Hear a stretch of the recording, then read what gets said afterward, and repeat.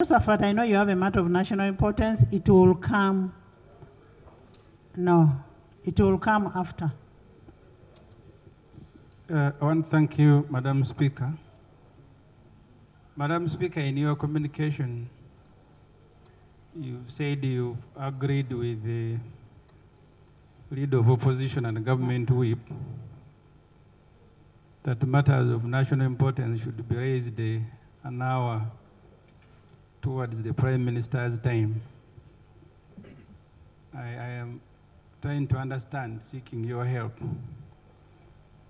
I have two issues. The first, my issue that I have registered has nothing to do with the Prime Minister. It is with the Minister of Works. The second point I have, Madam Speaker, as far as I am concerned and the people of Chira municipality, the woman MP for Kakumiro, who happens to be a Prime Minister, remains a suspect in the disappearing of iron sheets for Karamoja. So do I wait and I raise my question to a suspect? Yet for me, my question is to the Minister of Works. So I needed guidance from you, Madam Speaker, because I am really uncomfortable until that suspect has been... Honorable Ssemujju, for once have respect for the Prime Minister. The issue is under investigation. You cannot say she's a suspect because you've not proved it. She's still innocent as of now. Is she the Minister of Karamoja? Honorable members, let's mean business for the first time. Let's leave the issue to be investigated. We'll have a report in this house and we'll debate on that report next. Now we are ready to go to committee stage. Can we have the chairman of the committee? We have the chairman, we have the Attorney General. This time we don't need a report, or we don't need a bill that will go and be bounced. We must exhaustively discuss this and have a credible bill to be sent for assent. Chair.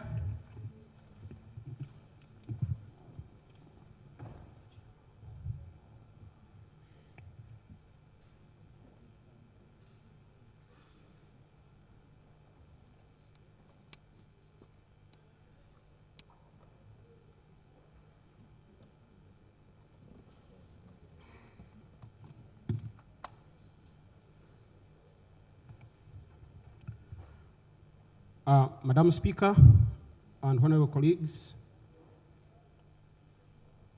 under new clause, we insert a new clause immediately before clause 1 as follows. Commencement.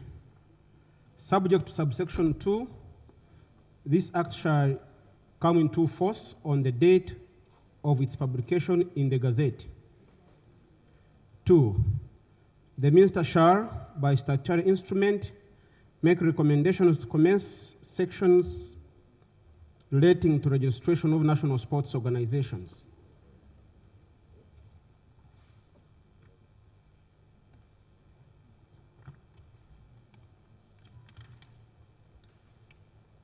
Chair, can you read number 2 again?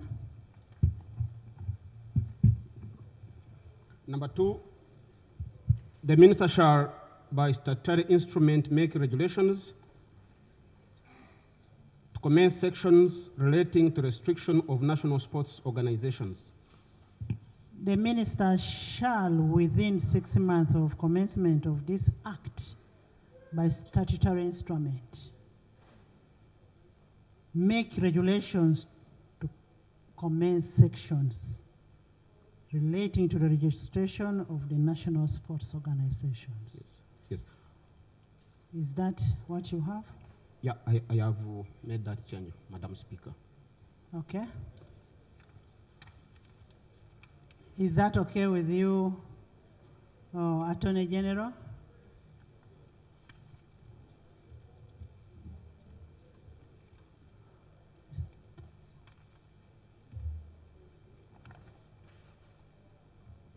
Madam Chair, just proposing that we say that the minister shall, by statutory instrument, make regulation for commencement of section relating to the registration of sports without putting the 6 months. It gives, pardon? Because of the reason that I gave, if it is not cleared off the Financial Action Task Force in 6 months, then we will not be able to proceed at that point. But we will do it because we've agreed. You've agreed, Honourable Minister, is that okay? That's okay, Right Honourable Speaker. Private member, is that okay? That's okay, Right Honourable Speaker. Thank you. I put a question that the new clause be inserted as proposed. Those in favour say on the contrary, nay. The ayes have it. Clause 1. Clause 1, Chair. Clause 1, Madam Speaker, is amended in the definition of the phrase National Anti-Doping Organization by substituting for the word designated the word establishment. B, by substituting for the definition of the phrase National Sports Federation the following. National Sports Federation means an apex body of a sports discipline registered in accordance with this act to develop, promote, and manage the sports discipline in Uganda. There are harmonized definitions of the National Sports Federation.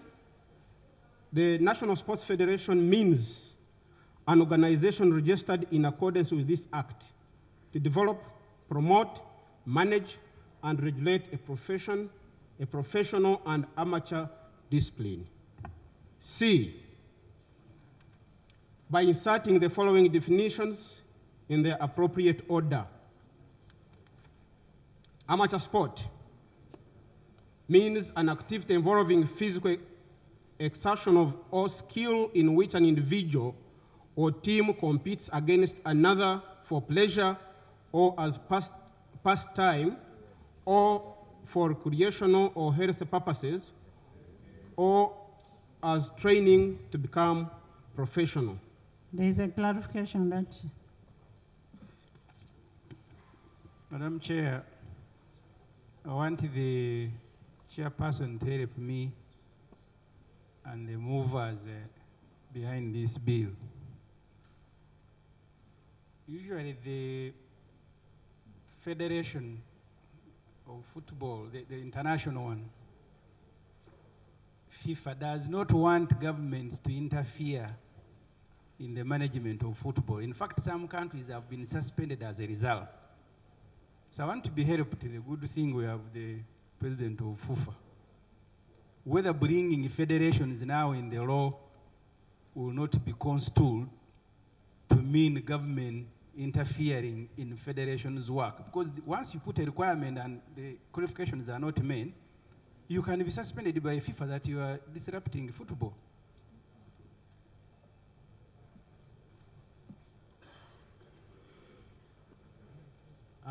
Right Honourable Speaker and colleagues, Article 15 of the FIFA statutes requires that for anybody to be a member of FIFA, it must be approved as the monopoly institution running the sport of football in that country by that government of that country.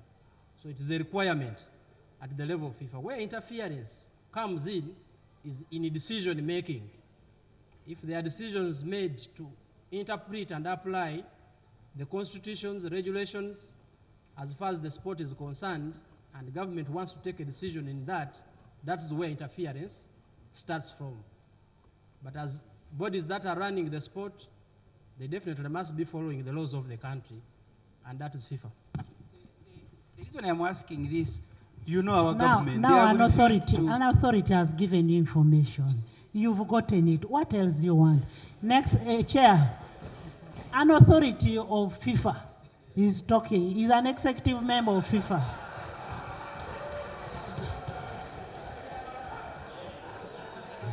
Thank you very much, Madam Speaker.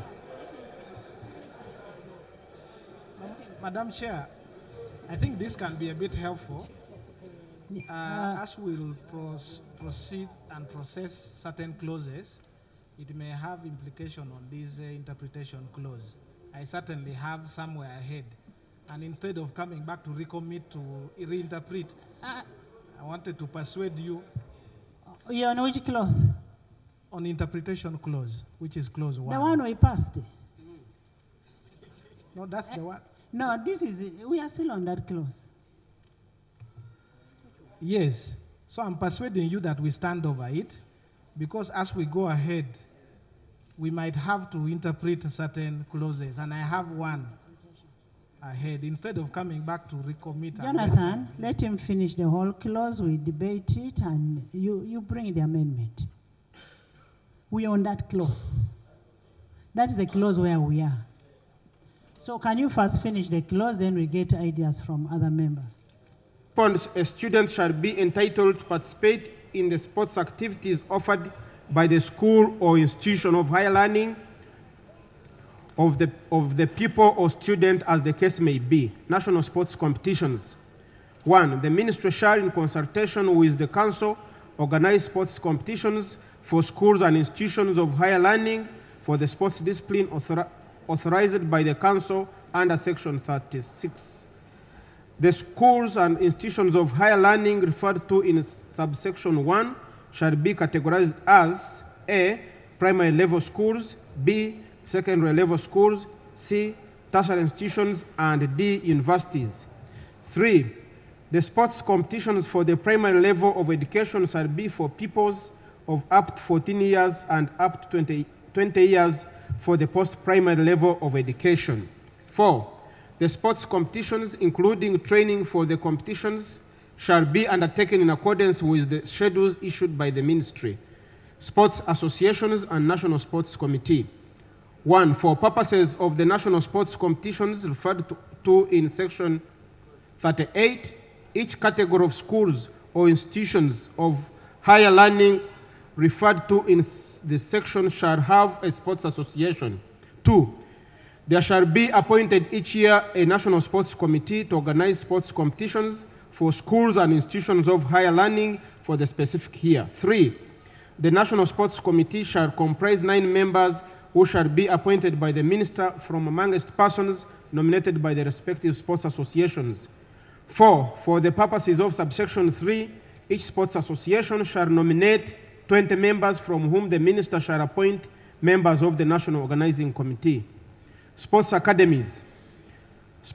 Under sports academies, 1, there shall be in Uganda sports academies to provide specialized training in particular sports disciplines for athletes and sports persons who are minors. 2, the ministry shall license the businesses that seek to operate as sports academies as may be prescribed by regulations made under this Act. 3, a sports academy to be registered under this Act shall, prior to registration, be approved for suitability for the sports discipline by the relevant sports federation. 4, the minister may, in consultation with the minister responsible for health, as may be necessary by regulation, prescribe A, the requirements for eligibility to operate as a sports academy, and B, for the condition to be fulfilled by a sports academy with respect to the academic schedule, the health care standards, and the nutrition requirements of the athletes. Justification: to promote sports in schools and institutions of higher learning. 2, to build capacity in sports through establishment of sports. Bullet 3, to identify young talent in school. Madam Chair. Thank you.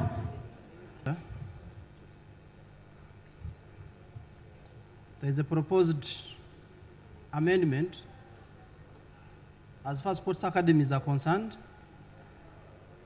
and it reads, there shall be in Uganda sports academies to provide specialized training in particular sports disciplines for athletes and sports persons, dropping the word minor because some of these academies go up to 23 years and minor is defined to be up to 18 years.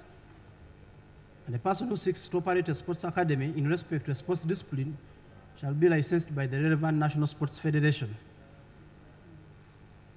A National Sports Federation shall transmit to Council for registration the list of sports academies licensed under the subsection 2.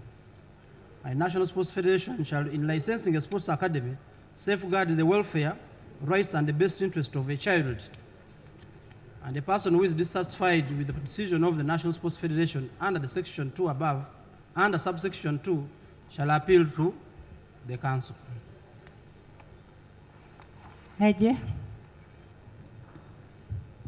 Right Honorable Chair, we agree with the issue that sports academies need to be licensed, but the question is by who? Government cannot give away, allow private citizens to license academies, because academies are taking in children, are taking in people. So we're proposing that a person who seeks to operate a sports academy in respect of a sports discipline shall be licensed by the council. The council, we can do it by regulations prescribed by the minister, which involve all the players to participate in that process, but government must know what that academy is doing, who is running it, who is there, what are they doing there. Because if tomorrow they come and tell us that there was an academy where 10 children died, we don't know about. So government cannot relinquish that. So I was proposing that we amend 2 to read, a person who shall seek to operate a sports academy in respect of a sports discipline shall be licensed by council under regulations to be prescribed by the minister under this law.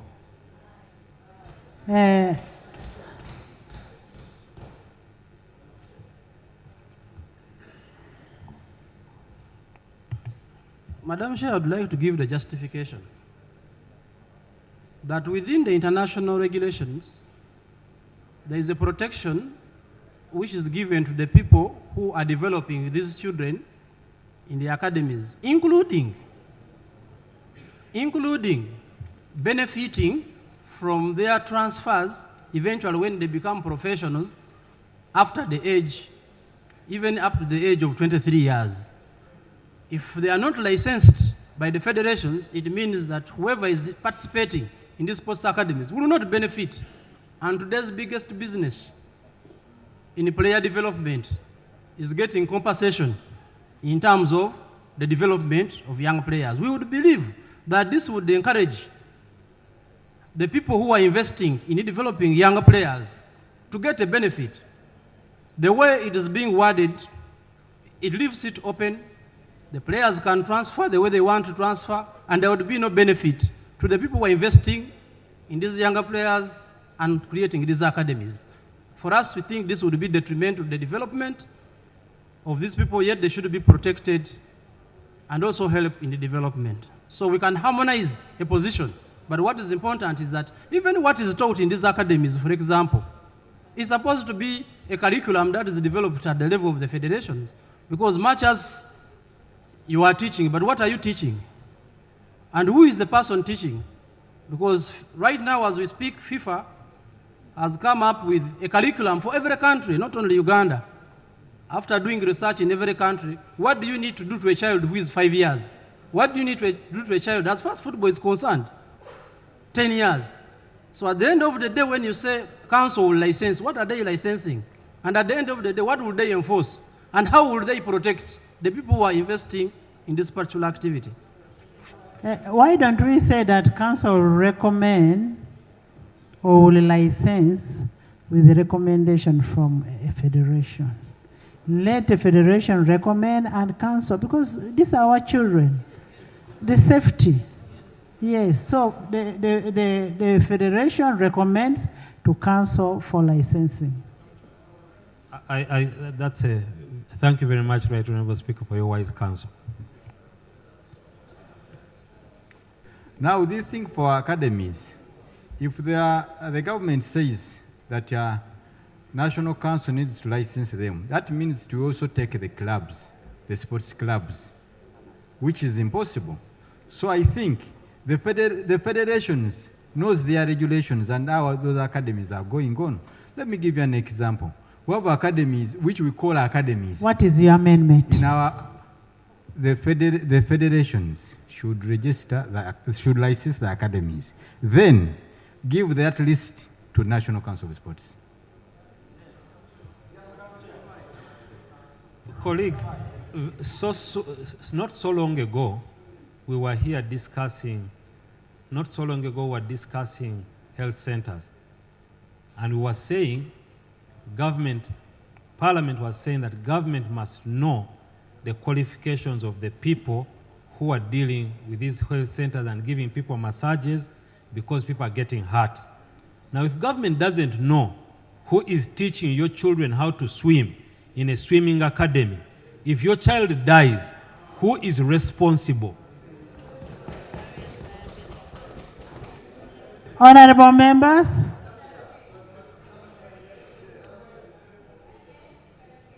the licensing is only based on the approval of the federation. That is what is going to be done. The federation must approve the licensing.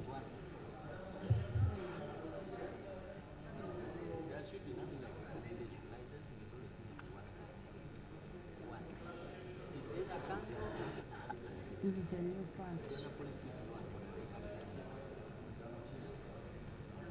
Thank you so much, Right Honorable Speaker.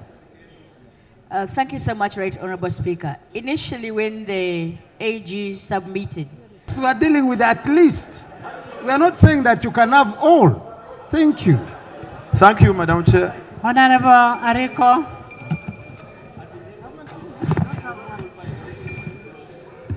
Honorable members, what is the issue?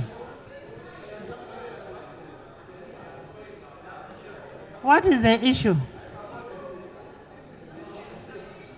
Yes, let me hear from there, then I come back to you.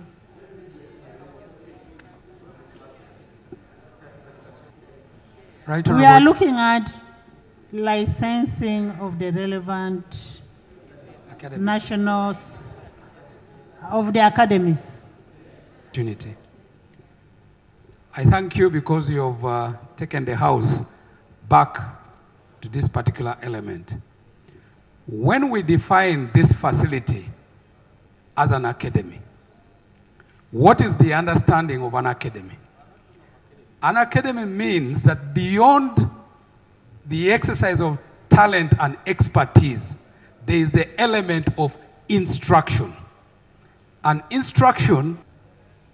See, by inserting immediately after subclause 2 the following: a person who commits an act of violence or hooliganism at a sports event or sports competition organized by a national sports association or federation commits an offense and is on conviction liable to a fine not exceeding 480 currency points or to a term of imprisonment not exceeding 3 years or both.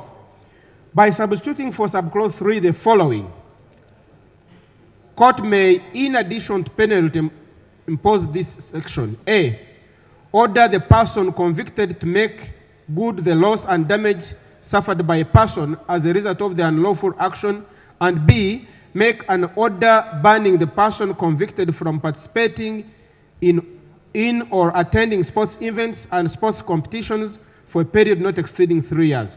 Justification: to avoid restricting the offense of violence and hooliganism to only sports event or sports competitions organized by the national sports federations. Bullet 2, to broaden the offense of violence and hooliganism to include use of obscene language, indecent acts, among others. Bullet 3, for clarity. Bullet 4, to provide for a reasonable penalty for the offense. The sentence of 10 years is too harsh given the nature of the offense. Madam Chair. AG.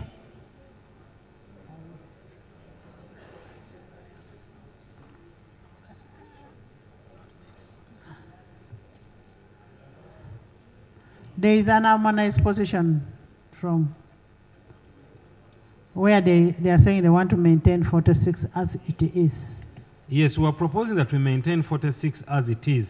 The same principles are being brought out here, but the drafting is extending it past the realms of possibilities. So we're proposing that we leave 46, clause 46 as it is in the bill. Honorable Minister. Right, Chair, I agree with the Attorney General. Member. No objection. Chair? Concede. Madam Chair, I concede. I put a question that clause 46 stands part of the bill. Those in favor say on the contrary, nay. The ayes have it. Clause 47. 40. Vision is not intended on creating an offense capital in nature, but one that would deter participants in the sporting event not to falsify particular obligations. And if it's a misdemeanor, I will go for 6 months.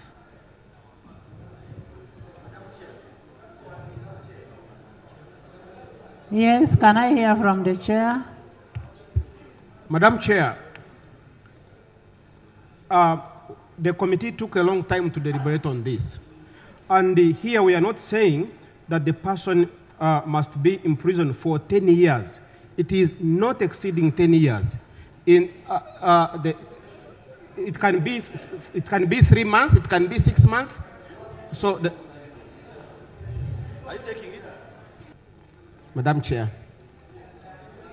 Madam Chair, Paralympic is a national sports body that is charged with the development of sports for persons with disability, and under it there are 22 sports federations. So what is a discipline?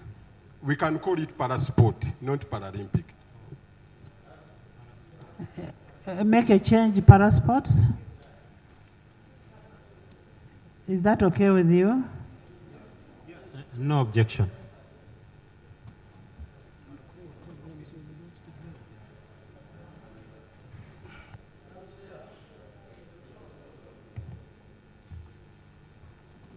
There is no sport called university sports. So I propose that that is deleted.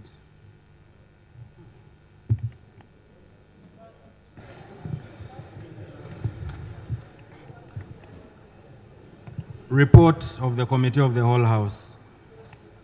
Honorable Minister. Honorable members, I beg to report that the Committee of the Whole House considered the Physical Activity and Sports Bill 2022 and passed it with amendments. Motion for adoption of the report of the Committee of the Whole House. Honorable Minister. Honorable members, I beg to move that the House adopts the report that the Committee of the Whole House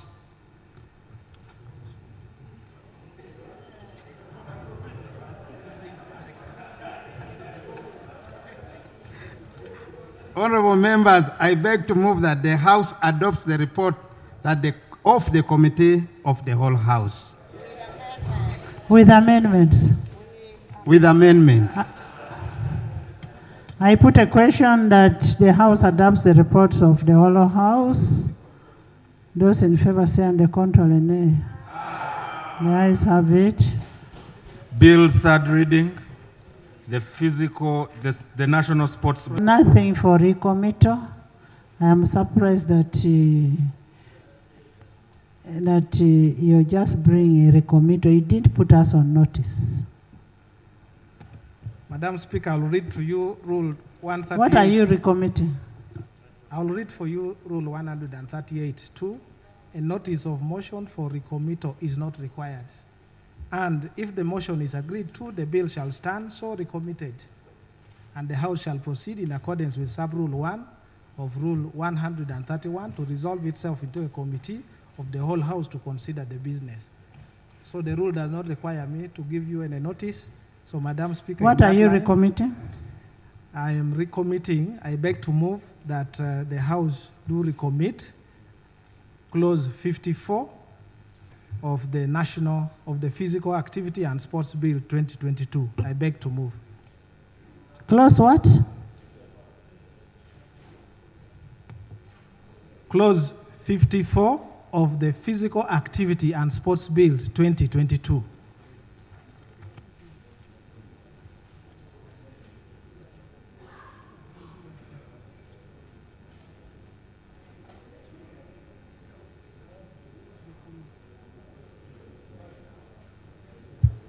Honorable members, I am putting a question that the House recommits Clause 54. Those in favor say on the contrary, nay. The nays have it.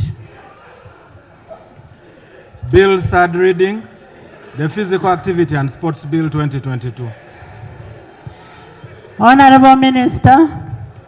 Honorable members, I beg to move that the Physical Activity and Sports Bill 2022 be read.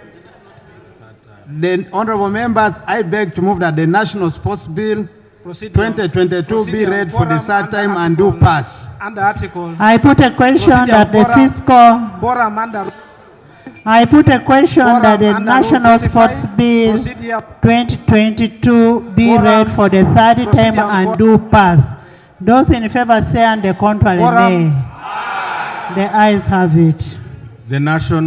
A bill for an act entitled the National Sports Bill 2023. The National Sports Act 2023. Bill passed and title settled.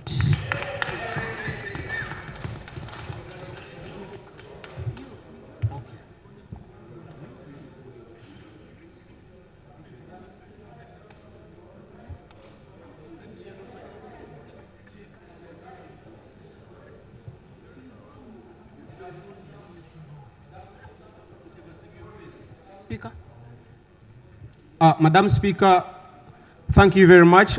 I would like to take this opportunity to thank you, Madam Speaker, for this intense exercise that we have gone through. I thank you very much for giving us an opportunity to be able to conclude this bill. Secondly, I would like to thank the whole House, honorable colleagues, the members of my committee, the AG, and the private member for supporting the committee in coming out with this new business that we have concluded. I'd like to thank you so much, and may God bless you. Thank you. Minister. Shadow Minister, then the Minister. Thank you very much, Right Honorable Speaker.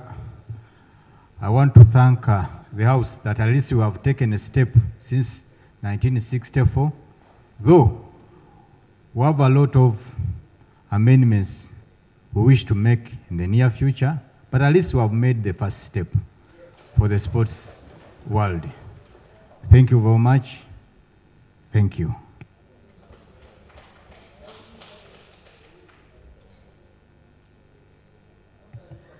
Thank you very much, Right Honorable Speaker. First, I want to begin by thanking Honorable Engineer Moses Magogo, Asim. I want to thank the members, the chairperson of the Committee of Education and all the members of the committee. In a special way, I would like to thank all of us colleagues for the good work we have done and as far as the management of the sports subsector is concerned. I am very happy that I've joined now a sector where I know I have the law which is up to date, which is going to help all of us manage the affairs of sports in this country. Let's first congratulate ourselves for this. I would like to thank my Minister of Education and Sports, and of course, in a special way, I want to thank the Attorney General. The Attorney General, thank you so much for the good work you've done. I know it has been a long one, but thank you for guiding us in coming up to this moment where we have passed this law. Madam Speaker, I would like to thank my predecessor, Honorable Amson Obua, because the whole initiation of this law started with him. And I'm not happy today that he has been very quiet. For me, I've been here in the firing line when he has been there. He would have come to help me, but I am happy he handed me over the office. Last but not least, let me thank Honorable Asman Basalwa and Honorable Dur, Jonathan, and Lope for the amendments you brought, which have helped us in supplementing the efforts of this bill. I thank you. I say all this for God and my country. Thank you so much, our technical people, for the work well done. Thank you, both in the Attorney General Chambers, the Parliamentary Commission, and people from my technical people from the Ministry of Education and Sport. Thank you so much. I say all this for God and my country. Private member. Madam Speaker, above all, thank you for guiding us. I think this has been the first bill where you've insisted, go back and harmonize, go back and harmonize, go back and harmonize. No wonder we have not had any big issue here which was controversial. So thank you so much, Honorable Speaker, for this specific bill. I thank you. Honorable Magogo, Attorney General, but Honorable Suman has an issue, and he has a point. AG, I want you to resolve the issues of Nachivuvo. Can we have the issues of Nachivuvo resolved? Right, Honorable Speaker, first of all, thank you very much for the stewardship that you have given us today. I've been engaging with my learned friend, Honorable Basaliwa, and he knows that he advised me, and I took the advice, and I took the thing. So we shall engage to ensure that the property of Nachivubo is protected for the benefit of us and all our people. I beg to submit. Thank you. Right, Honorable Speaker, and the colleagues, members of Parliament, this is a historic moment for us. Since 1964, that today, despite several attempts before, but Right Honorable Speaker, today yourself and this particular House, we take the credit that eventually we have come up with a modern sports law to govern the subsector. In the interest of time, I may not thank everybody, but I would like to thank everybody who has made a contribution in your different capacities, from technical, from legal, from whatever perspective. And I would like to thank Basalirwa, the seconder. Honorable Basalirwa. Honorable Basalirwa, the seconder, the Attorney General, and of course, the Minister and the entire government apparatus. I would like to also inform this House that this particular bill is likely to be assented to easily, because we have met along with the Attorney General, and he has been agreeing to everything. So I don't expect that there should be another challenge that this law is not assented to. Let me also take this opportunity to inform this House that we shall have a better sports sector that is providing employment to very many younger people and to the benefit of those who are investing in sport. I beg to move. But you've not thanked me.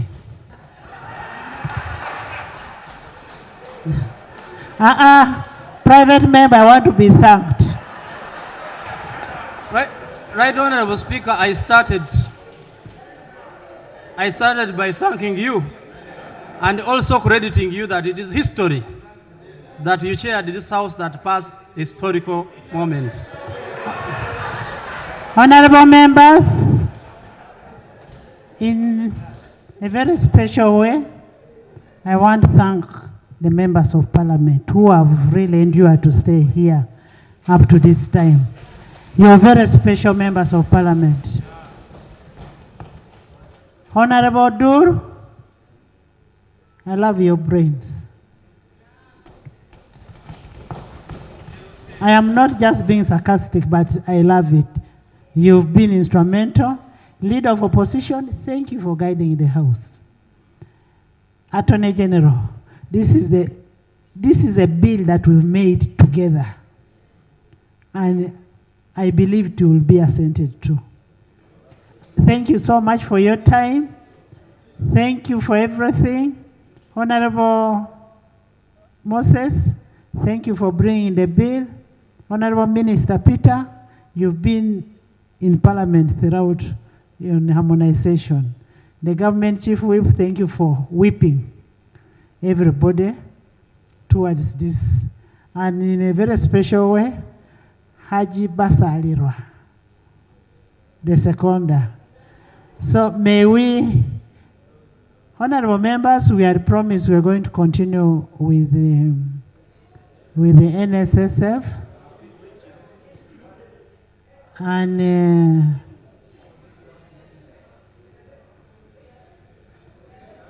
the one of the ministers who is mentioned in that report Honorable Kasaija, the Minister of Finance, is not here.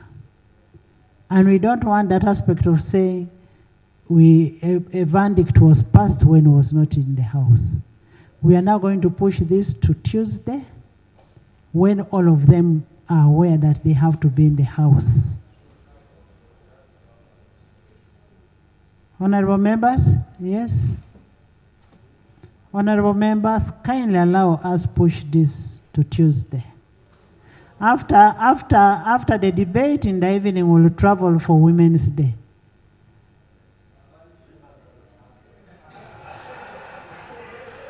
Honorable members, the essence of me postponing this debate is because of one minister who is lacking. And they are all crucial in the decision that we are going to take. The principle of fair hearing. Are we together, members? I now adjourn the House to 2 p.m. on Tuesday.